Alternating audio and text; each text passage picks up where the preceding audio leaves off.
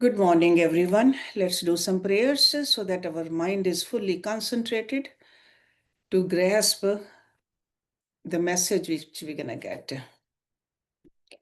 Om Guru Brahma, Guru Vishnu, Guru Devo Maheshwara, Guru Sakshat Parbrahma, Tasmai Shri Guruve Namaha, Om Bhur Bhavaswaha, Tat Savitra Varenyam, Bhargo Devasya Dhimahi, Diyo Yo Nah Prachodayat, Asto Ma Satgamya, Tamso Ma Jyotirgamya, Mrityurma Amritam Gamya, Om Sena Vavatu Sena Bhunaktu, Saviryam Karvavahi, Tejasvi Navadhitamistu, Ma Vidvishavahi, Om Shanti Shanti Shanti Om. Today's class is a continuation from the last Wednesday's. And in that class, we learned about Bhavna, the feeling. The feeling can be tamasic, rajasic, or sattvic. Sattvic is pure on one hand, and tamasic is impure on the other hand of the spectrum. And rajasic is in the middle. Through selfless service,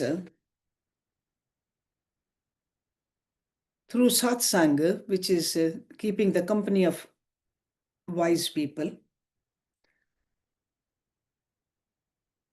through studies of the scriptures, we can make our bhavna more and more sattvic. And through sattvic bhavna, bhav is attained. Bhav. And this bhav can be attained and kept strong through some devotional attitudes. They have categorized 5 devotional attitudes in Bhakti Yoga. Bhakti means devotion. And yoga is the union. Through devotion, when we unite our mind with that higher reality, that's Bhakti Yoga. These 5 attitudes are, the first one is called Shant Bhav, peaceful attitude. The second one is Dasya Bhav. That is I am the servant of my Lord. Dasya. Sakha Bhav. I am a friend. God is my friend. Vatsalya Bhav. God is a child and I am the parent. Vatsalya. Madhurya Bhav. That is a sweet sentiment between 2 lovers. Madhurya. According to our own aptitude, we can develop any of these attitudes towards God, and we can experience an unparalleled bliss.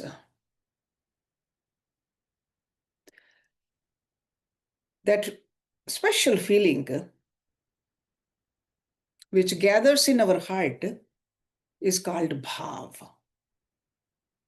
And the joy which we experience is called ras.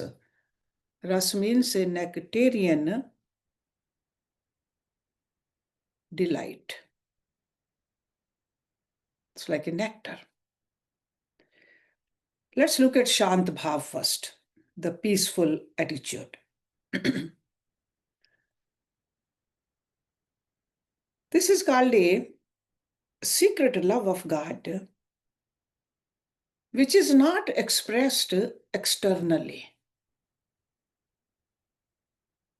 Only devotee knows in the depth of his or her heart. The classic example, a person who has adopted this type of devotion is Bhishma, the grandfather of Pandavas and the Kauravas in Mahabharata. Bhishma always loved Krishna, but in a hidden, non-expressive way. Bhishma was duty-bound to fight for the Kauravas. He was fighting externally against Krishna and Arjuna and other Pandavas. Internally, he considered it a divine play. So in truth, his mind and heart were devoted to Krishna and the Pandavas, because there was one occasion during that great war when the fight was intense, and the Krishna realized that Arjuna was wavering in the performance of his duty because he was considering Bhishma as his grandfather, his elder, the person he respected and loved all his life. And that attitude of Arjuna was obstructing his performance as a warrior. So in order to teach him a lesson, Krishna jumped out of the chariot with the wheel in his hand, ready to strike Bhishma. Bhishma began to pray to Krishna, not out of fear, but out of joy that Krishna himself had come to fight against him. That is a Shant Bhav. The second attitude is a Dasya Bhav. I am a slave, I am a servant, and God is my master. Through the perfection of this attitude, a person experiences Dasya Rasa, the special nectarine sweetness of the divine love. The term slave or a servant generally has a negative connotation. But in the mystical world, being a slave to God is the loftiest development. And if you are truly a slave to God, you are a saint. You have no ego of your own. You become merely an instrument in divine hands. This classic illustration of Dasya Bhav is the profound love of Hanuman for Ram. He called himself a Ram Sevak. A love that gave rise to the most inspired, selfless, heroic, and sublime act of devotion in Hanuman. Third devotional attitude can be a Sakha Bhav. A Sakha Bhav is like my God is my friend. Sakha means friend. The heart of the devotee develops the feeling that God is not distant, because friend is always close to your heart. God can be befriended. A friendship is a very special type of relationship. With a friend, you share your feelings, but at the same time, you don't overburden your friend with your problems.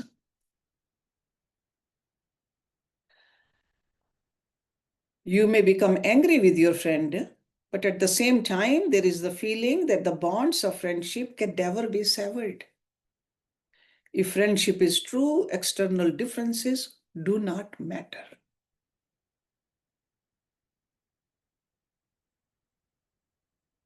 You develop this type of feeling towards God.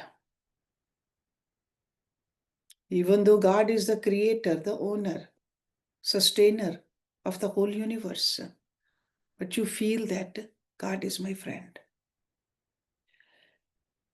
He is always there to confide in. There is also a concern not to burden him with your problems. You can be certain that the deep bonds of friendship are everlasting, and no amount of discord can ever sever them. We saw that in Sudama. He did not say a word to Krishna. The financial suffering which he was going through. You know that God, being your friend, will come to your rescue. There is a beautiful story in our scriptures. There was a saint who regularly performed miracles.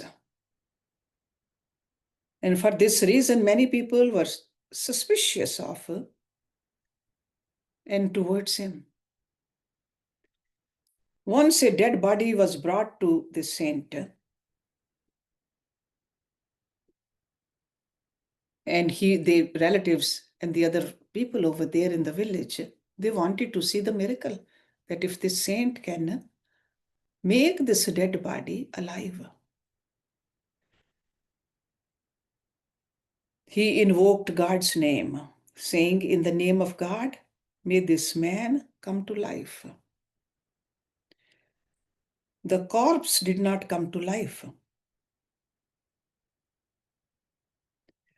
However, when the saint invoked his own name, saying, "In my name, may he come to life," and the man came to life. The saint was so attuned to God that God glorified him in this way. It's a special relationship. And again, the story of Krishna and Sudama very beautifully illustrates the glory of friendliness towards God. So the moment you become God's friend, the internal structure of your unconscious is overhauled. If you develop this attitude of friendliness towards God, you will be led to divine realization and the attainment of supreme glory. So that is the glory of Sakhya Bhav. Now let's look at briefly the Vatsalya Bhav. This is the form of devotional feeling which is known to the parent towards the children.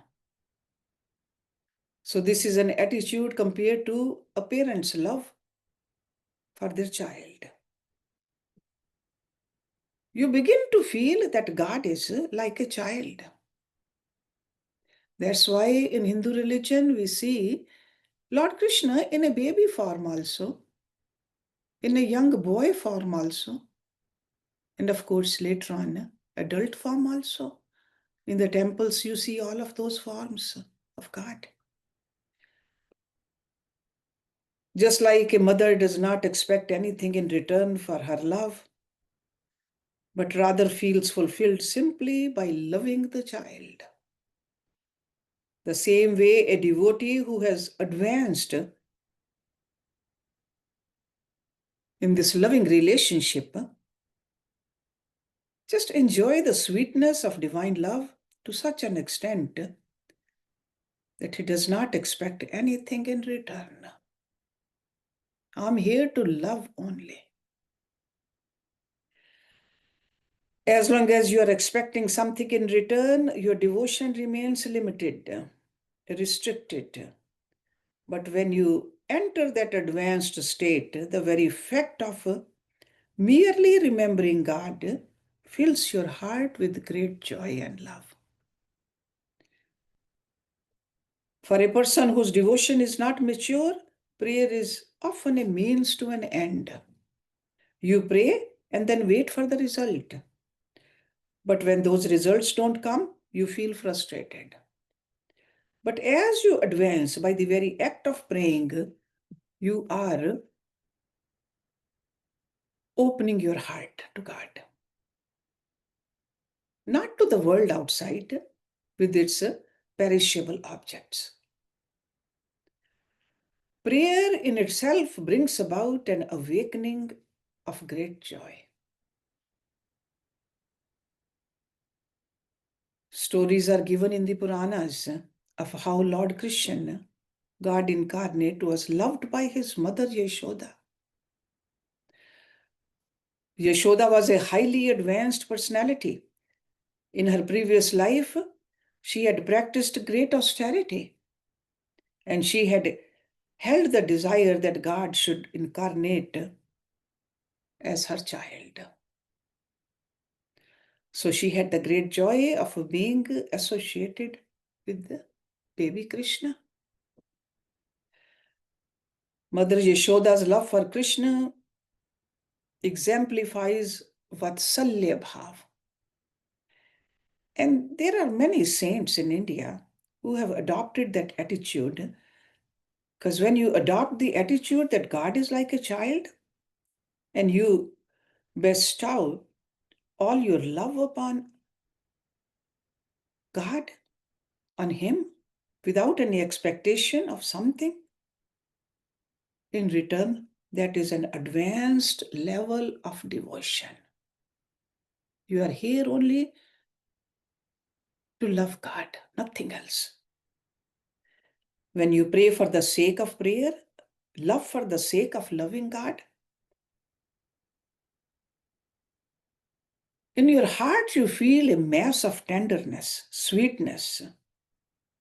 That is the joy of Vatsalya Bhava.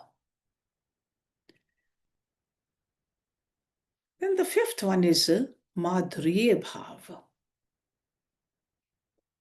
As your divine love advances, you gradually notice the disappearance of your own individuality, your own desires. In the beginning, you develop love of God as a means to an end. You worship God with the expectation of a response. As you advance, that expectation diminishes. It does not matter whether divinity responds or not.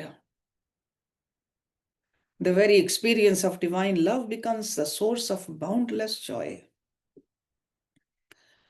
One of the sweetest states of bhav is known as madhurya bhav. Literally means sweet sentiments. It is described in worldly terms as that feeling that exists between lover and beloved.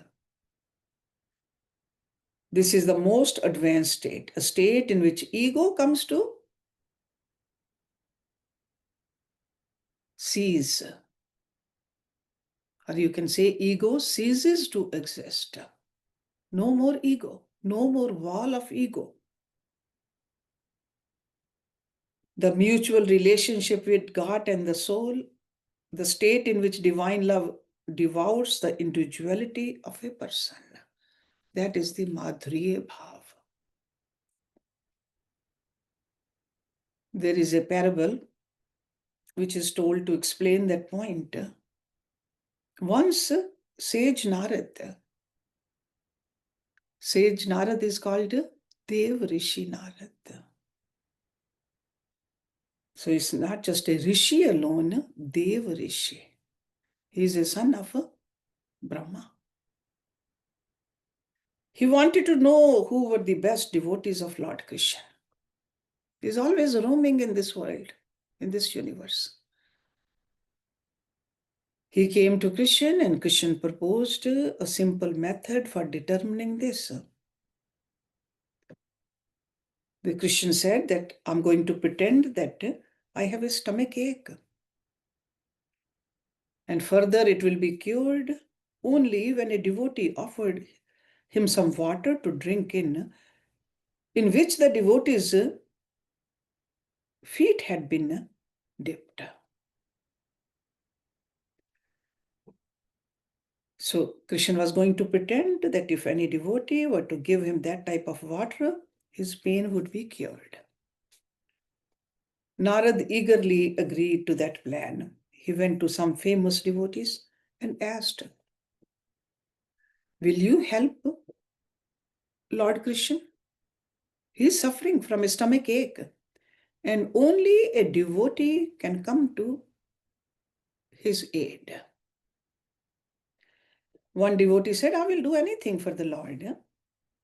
Then Narad said, "Here is a jar of water, put your feet into it. Krishna is going to drink from this, and that will cure him, because a devotee is always greater than God."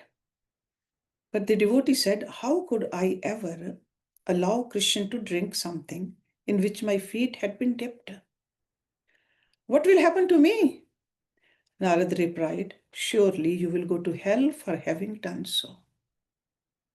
The devotee said, "Well, then I will not do this." He didn't want to go to hell. One by one, the devotees said the same thing. No one would allow his foot to be dipped into water for Christians to drink.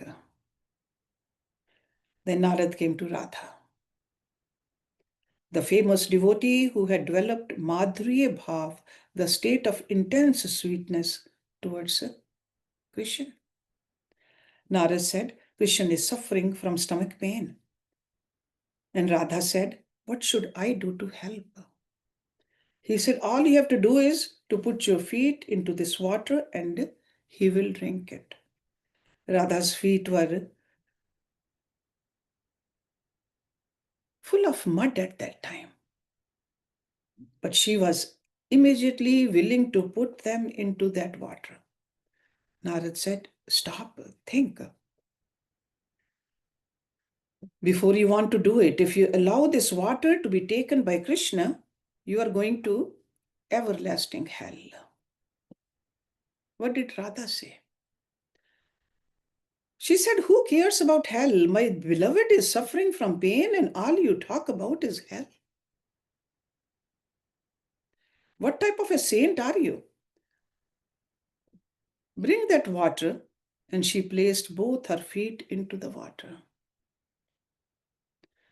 At that time, Narad realized that here was the greatest devotee of all. Radha's love was not conditioned by her egoistic expectation. Even if she had to enter hell in order to please the Lord, she was eager to do that. That's love. That is the characteristic of a Madhurya Bhav. Whether you are placed in an adverse situation or a prosperous one, love for God will not diminish. It will continue to grow even if you are repeatedly given adversity. So as you advance, you will realize that the intellect of a devotee does not interpret anything in the world as adversity. Rather, it finds every condition to be a divine gift. You realize that painful situations are not really painful, but that you are being led to higher wisdom by God. In the state of Madhurya Bhav, one experiences intense sweetness towards the divine self. And that's where the ego melts and the devotee becomes one with God. Through any one of these 5 attitudes, a devotee can attain perfection and enjoy the greatest heights of divine communion, the oneness. And as this feeling unfolds, this communion, a devotee ascends the different rungs leading to divine communion. That state in which feeling is no longer limited by the ego, nor confined within your conditioned mind. then it's called Mahabhav. Mahabhav. When feeling becomes free, when it is touched with the light of intuition, pragya, that state is known as Mahabhav. In that state, a sage is perpetually in great ecstasy. It is a thrilling state of divine communion and the goal one must endeavor to realize. This is what's called samadhi. For the yoga abhyasis, Mahabhav. Mahabhav is experienced by sages and saints perpetually in their internal life. Some sages express it externally, some do not. In the beginning, you remember God when you see glorious events like the sunrise and sunset. But as you advance, even a brick wall, a tiny blade of grass, a little worm who's crawling, or even a piece of garbage brings an awareness of the divine presence behind it. So, in other words, no matter where you are, what you are doing, you are feeling the presence of God. That is the advanced state of Mahabhav.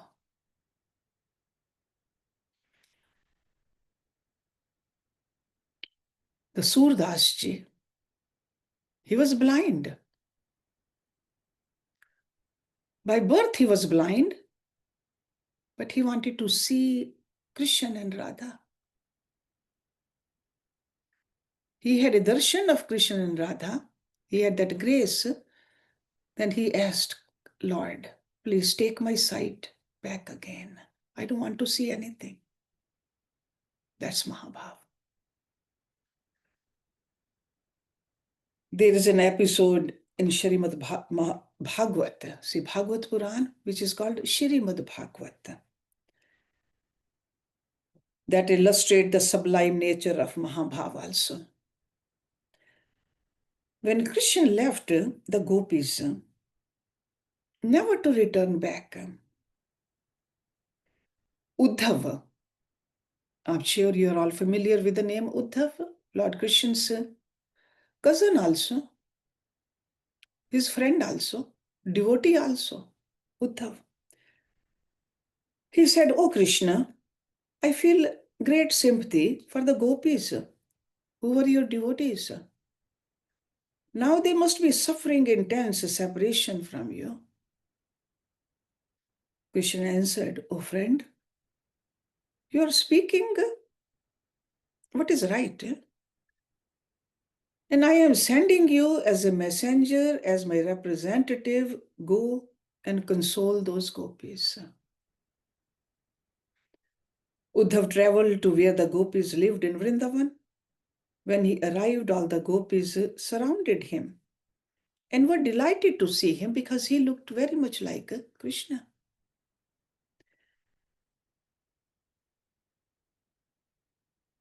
Then, in an attempt to console, he said, Oh gopis, you must know that Krishna remembers you. So he was trying to console them.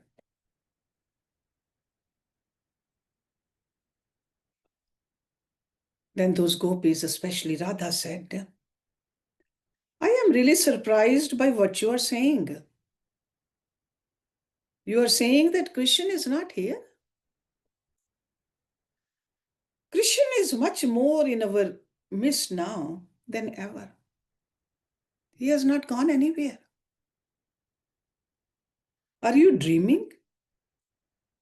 We hear his flute. We see him taking the cows into the field. We find him in the clouds. We see him dancing with the peacocks. We find him with us all the time. Uddhav then humbly realized that his mystic experience was mediocre in comparison to gopis. Uddhav was very jnani, but not devotee.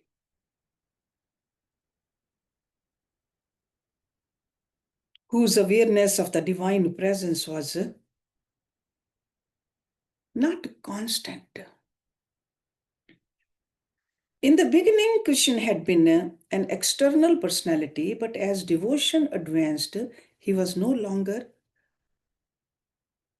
a human personality for these gopis and Radha. He became the sublime essence behind everything. People who do not have this kind of insight, which gopis had, they thought that gopis were miserable because Krishna had left them. But it was not really so.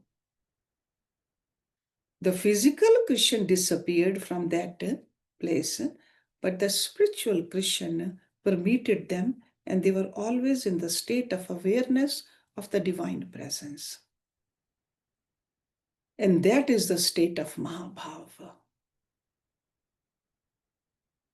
Never feeling separate from God, always feeling the presence of God.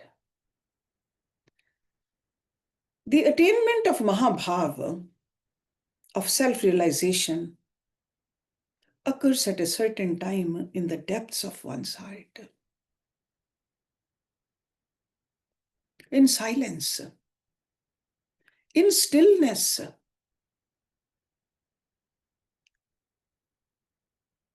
That's why the Yogi Guru says, practice that stillness.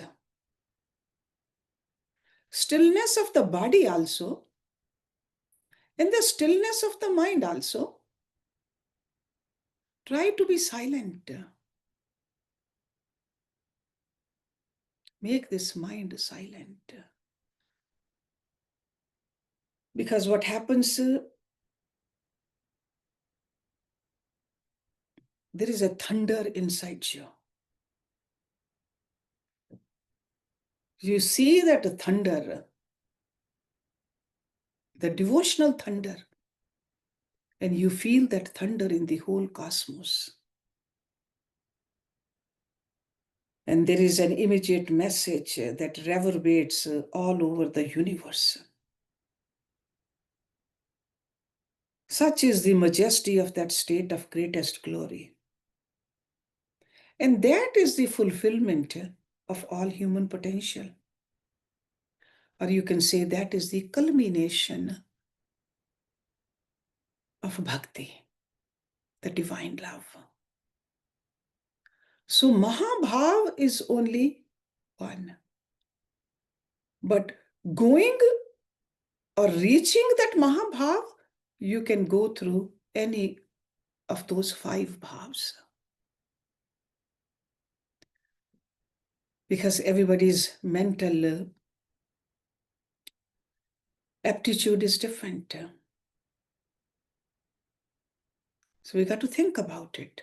Which bhav I want to strengthen so that ultimately it becomes a Mahabhav where I feel that God's presence is with me. I'm never separated. Feel the love of God in the heart and outside of the heart also.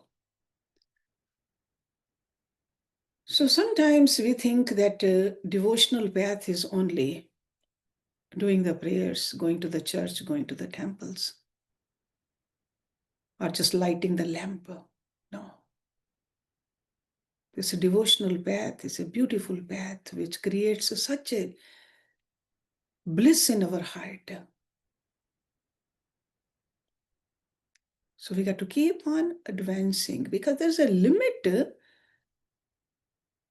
only in the physical body, how much we can do. There's a limit in a mental capacity or intellectual capacity also. But when we understand this love for God, there's no limit. It's limitless. It goes beyond all these upadhis which are constraining us, restricting us. So that's why this bhakti, and Lord Krishna in Bhagavad Gita said many times that through bhakti, my bhagat can attain me. Mad bhakta, my devotee. So that's why we got to recognize what is that strong point in me? What is in me? By using it, I can attain that Mahabhav. Okay, let's stop it here. Thank you very much for coming.